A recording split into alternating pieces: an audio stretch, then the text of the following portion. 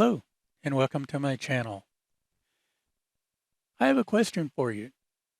When you're working with hex stock and for some reason you can't use the tail stock or the stock just won't fit through the lathe headstock, what do?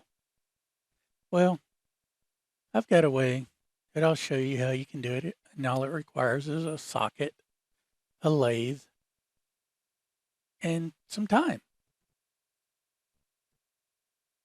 Okay, so you need to work a piece of hex stock, and the only way is to use the jaw chuck. And for some reason it's hanging out in air, you have no other way to support it. So what do? Do you just go ahead and start cutting it while it's hanging out in midair? Is that what you're going to do? Well, you could, but do you want to? And the answer to that question is a resounding no. If you don't have to, don't do it. What you can do is if you have a steady wrist and a socket. Let's get this out of here.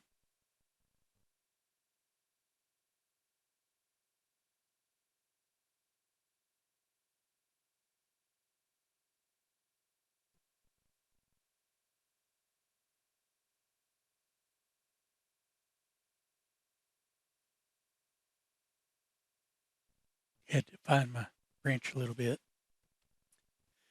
Find a socket that'll fit your hex material. I like to use deep impact sockets because they're fairly tough and they're fairly thick.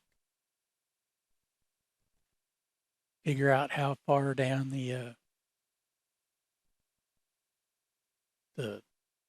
hex bar goes down into your socket and just get a rough idea. And I'm going to use a parting tool. But due to the case hardening on these sockets, all I'm going to be able to do is basically put a mark around it, and that'll let me know where I can use my hacksaw on it. So let's get a mark on here. Put a little bit of oil because all we're going to be doing is removing the black coating anyway. And here we go, making a little mark.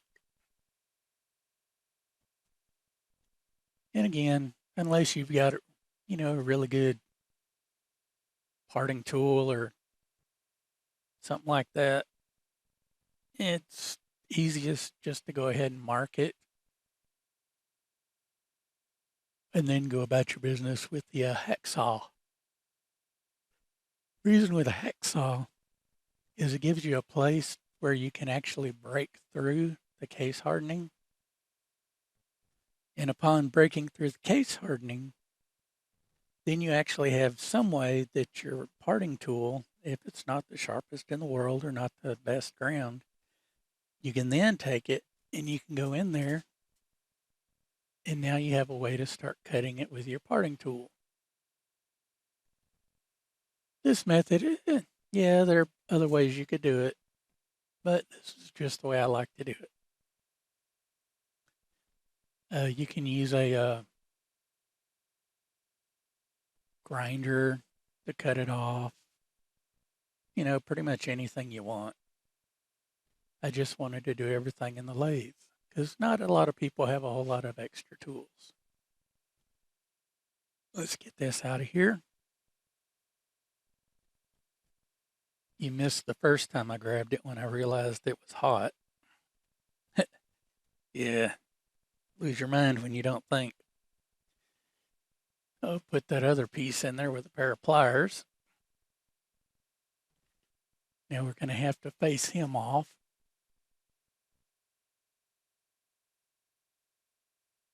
Because there's a lip on it so that the hex bar won't fit all the way through. So I'll sit here and I'll just go back and forth. You notice I do most of my cutting on like going from the inside to the out. That's because with this hardened material, you get a lot less hot glowing sparks. Yep, see like that right there? That's going from outside to in. And some of those get kind of toasty.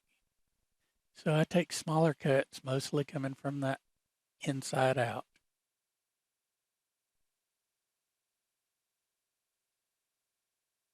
Make sure I get that little lip in there out. Use my little round cutting bit holder on there. Now that's nice. Now that's the first step in this process. Make sure you don't have any lip. Make sure you don't have a whole lot of wobble. Now let's take and put this bad boy back in, because with our steady rest, we're going to have to make sure that we have a groove on it for it to properly ride. It's not necessary to do it, but it's a good thing to do because you can actually make a nicer finish than the outside of the socket. Just make sure your groove is, wide enough that the jaws on your steady rest can get down in them, and that'll help hold everything in place.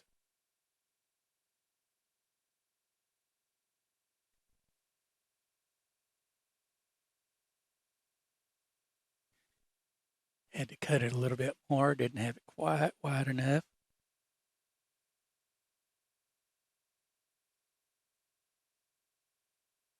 Here we go. Look at that. Nice and clean. Now let's get the steady rest out, and I'll show you how it fits in there.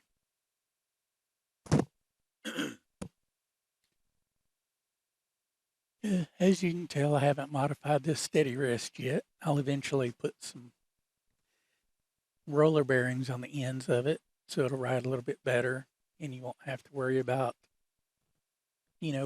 wearing and everything else while you're going along. But for right now, this will do for our purposes. I've already got my piece on my bar. Let's slide down there and hook up. And I'm doing this right next to the chuck on the lathe so I can get everything set up where it fits properly. Make sure it's not binding in one way or the other. Lock everybody down. And slide him off. And since I'm going to cut on the other side of the steady rest for the first part of this, let me go ahead and get the steady rest out of the way so I can move my cross slide back over there.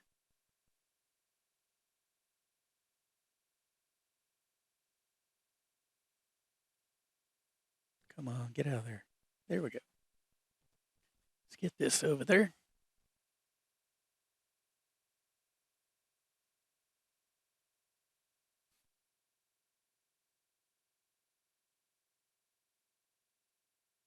Here we go. Let's get the steady rest bolted in.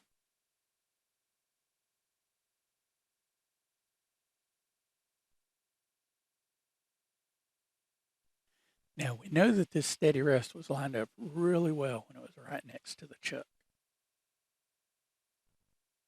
So if everything were perfect, we'd be able to just slide it straight on. But due to the weight of the bar and everything, there's a slight difference. So we'll loosen up the chuck a little bit. That way we can slide it in there, and that'll help pick up that far end. And you could always dial it in with dial indicators and everything like that, but for general purpose stuff just around the shop, if you don't need the accuracy, it's good enough just to line it up right at your chuck and then move out with those same settings, and that'll get you in the ballpark anyway. Put a little oil on it, to spin it around a little bit. Make sure it's not jumping or doing anything ignorant. You know how stuff goes when you're trying to show somebody something. So let's change our view here. We need to do some cutting. I'm going to cut a little flat spot on here.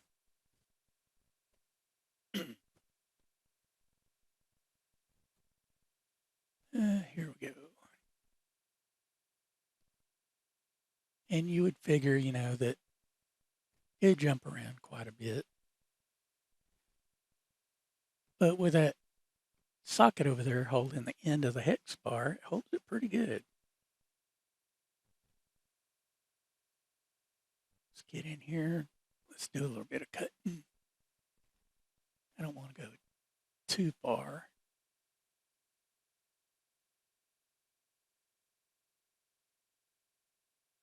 And back and forth, back and forth.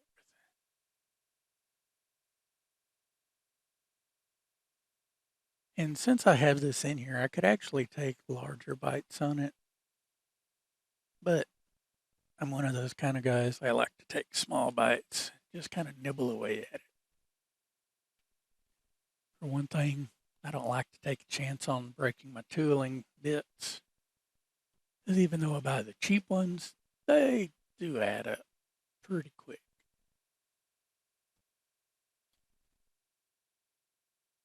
Now, since we don't have this socket clamped down real hard on there, whenever we decide to go ahead and pull that out, we just loosen up the chuck, slide the piece out, take a peek at it, go, oh, we need one on another part of it. But we don't really want to be adjusting everything out every time. So let's just slide another beam back in there. And voila, clamp that puppy down and we can put another groove on him. This would be really good if you had to do a lot of something. You wouldn't have to always keep setting everything up unless you needed high precision. Then you'd want to, you know, go ahead and dial it in every single time. But for what we're doing right now, we don't need any real high precision.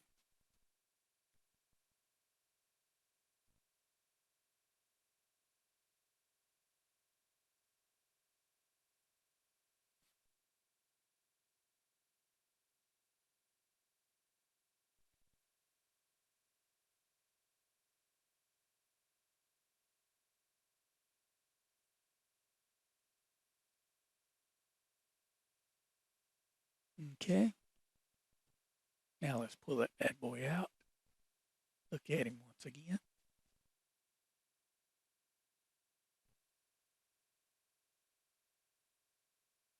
That's not too bad.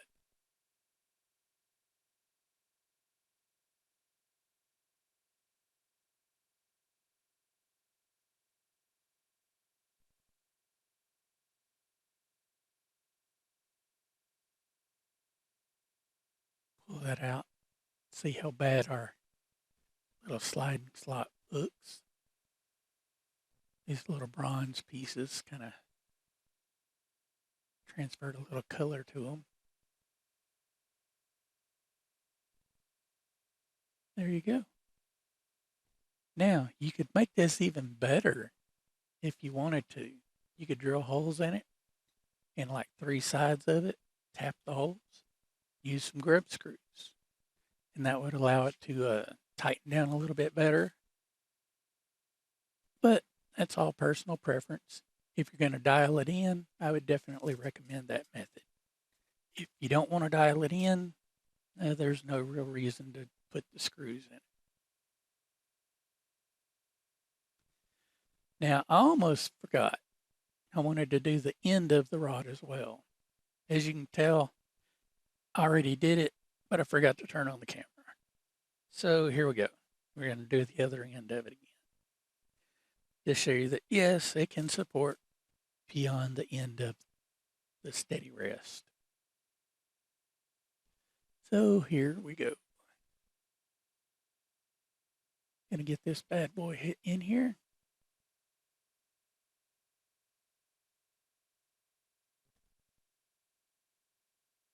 Get him up here. We're going to take a little bit larger cuts on this one than we did on the parts in the middle. Just because,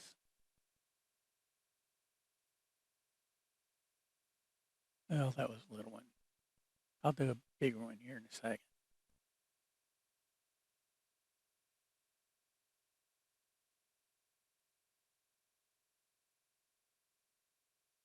And break that corner on there. Let's loosen this up a little bit so I can get him out of here a little easier. Otherwise, I'll be hitting my camera when I pull him out. I did that when I made the other end.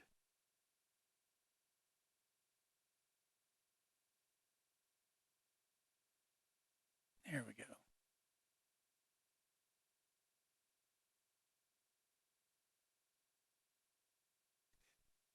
And for those that don't know, just by releasing one of the fingers on your steady rest, you don't lose all your settings. Okay.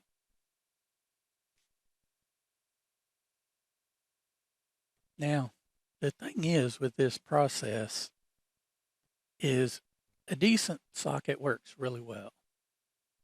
And these I've got that I use today are actually from Walmart. They don't have to be the highest price. They just have to be decent.